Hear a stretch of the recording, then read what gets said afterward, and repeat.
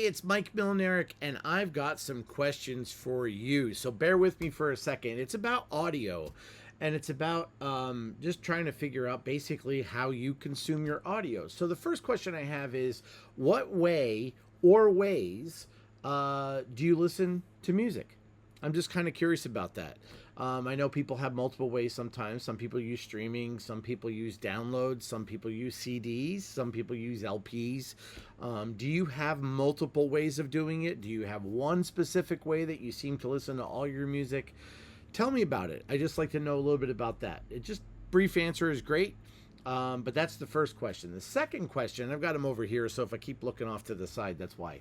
So the second one is, if someone you know asked you to listen to music they have created, and they provide it to you in a format that you listed in that first question I just gave you, what do you do next?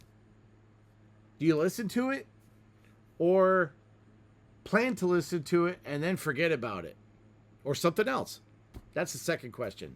So give me an answer to that. Because I'll tell you, I've had times where unfortunately somebody has given me CDs and they sit and I actually forgot to listen to it. So I'm just curious about that. Like, you know, does that happen? So I'm not trying to say that only other people do that. I've done it myself. Unfortunately, I'll put it on a stack of something and then I just space out on it and I forget. So I'm curious, what happens with you? Number three, what does it take for you to actually listen to you music you haven't heard before, and maybe it's by an artist you've never heard of before? So when I say new music, I'm not talking about contemporary music necessarily, like stuff that's been written recently in the classical genre. I'm talking about any music, classical music, pop music, jazz, rock. It doesn't make any difference.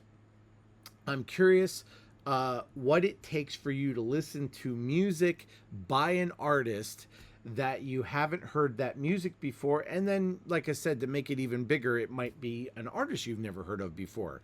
So what would give you the impetus to do that? I'm curious about that. That's question number three. And then the final question, question number four, is, if you were to receive free audio, and in exchange for you to provide written comments about it, a sort of review, to help with the publicity of this music, would you do it? Because I know there's a lot of artists out there now, anytime, that have lots of music that they perform. They're trying to get their music out there more. They're trying to get people to say things about it and listen to it. So I'm curious, if you got free music that it didn't cost you anything except just a little bit of time to even write a couple sentences after you've listened to a track, would you do that? Would you be willing to do that? That's my question. That's number four. So I would love to have you put that in the comments below, your answers. And I would also love it if you can like and subscribe to this video, because that actually helps the algorithms show more of my videos. I'm trying to do things that help people, not just myself, although it all helps me as well, and I do appreciate that. But I know that if I have the questions, then there's other people who have the same questions. I don't know why that just put I guess it's the other direction. It just put a little thumbs up on the screen. So I don't know why QuickTime does this, but I have to figure out a way how to turn that off. So anyway, if you could help me out with that, I would really appreciate it. Thanks so much. And I've got another video coming soon. This was just on this topic about audio, and I hope you can help me out. Thanks. Have a great day. Bye-bye.